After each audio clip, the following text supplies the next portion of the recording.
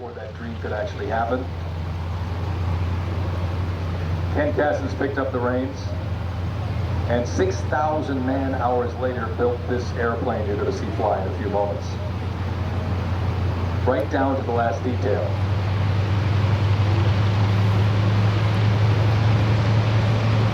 I went up with Ken in the lift to the original Spirit of St. Louis at the Air and Space Museum. We took some pictures. I got to actually hold the stick, for Aviation geek moment, of Charles Lindbergh's airplane while we were up in the lift. It's kind of cool. So let's take you back, ladies and gentlemen. May 20th, 1927. It was a rainy day. 7:52 in the morning, at a spot now where there's a supermarket. Roosevelt Field, Long Island, Garden City. Maybe you've gone there to do some shopping. But before all that was there, this is what happened.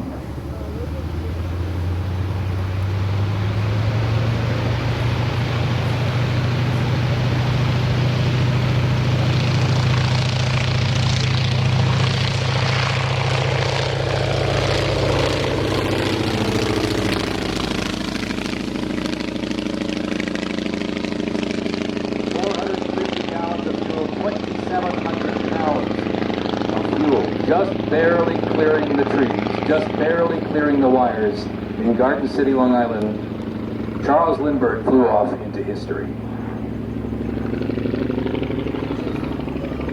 If you were in Nova Scotia, if you were in Paris, and you were maybe outside, you would have heard this sound just like this.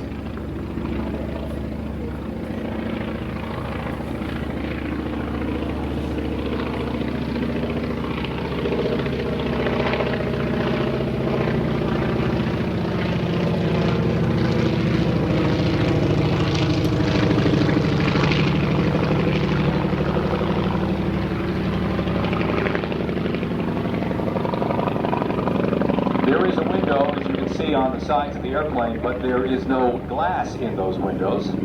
The young Charles Lindbergh, who was an airmail pilot, he liked to be with the airplane, and he felt better not having windows so he could be hearing the engine more, and flying the airplane was just better that way for him. 33 and a half hours. He flew into history. You get a chance to look in the cockpit at the very complex fuel arrangement that he had in there. He was very meticulous with weight. Ken found out too the airplane's design is very, very clean. Of course, you wanted to have least drag. It's a tail skid, no brake airplane. So flying the airplane is very tricky on a field like this. Back in the day, you fly out big mile-square fields. The visibility forward, 0. So you have to side slip the airplane in to see where you're going and pick your touchdown point. But can you imagine a young lad flying something like this? Just listen to that Wright J5 go by now.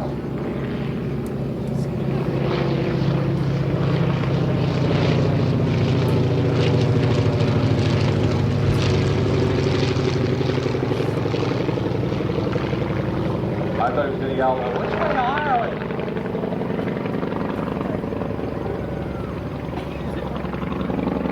Ken researched everything on this airplane, right down to the last detail. Ev Casanera, a good friend of Ken's and ours here at the Aerodrome, was actually friends with Charles Lindbergh, and we were able to glean a lot of information from Ev's vast resources on simple stuff such as stitching for the suspension system. Everything is original as can be, right down to the door handles.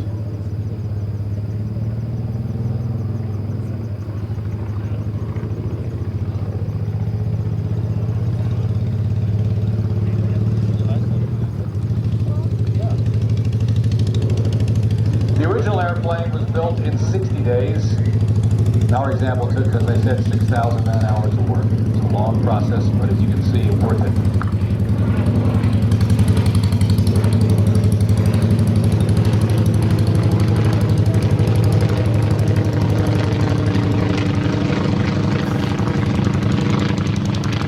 The same movie, Spirit of St. Louis, is a wonderful example of the desire. James Stewart, they thought was too old for the movie. He wanted to play it in the world's worst way, and campaign, and eventually, of course, did. Did, I think, a great job.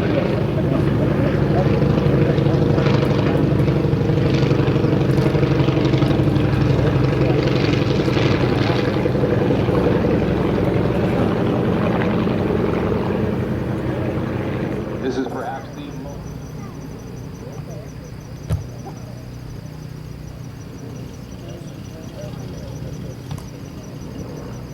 Good breeze to slow you down today, too. And right J5 just taking over. 200 horsepower. All right, we'll watch out for him. He wears black and white stripes. All right, roger that.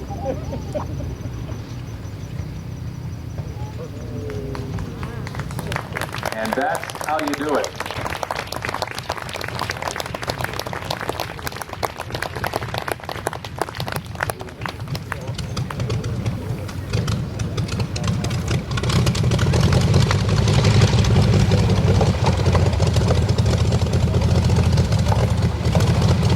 Aside from the thousands throng at Le Bourget, we just have a few to help us out here. But give Ken Cassins a big wave. He may not be able to hear you, but he can see you, ladies and gentlemen. Master Craftsman, Master Pilot, Ken Cassins. The spirit of St. Louis.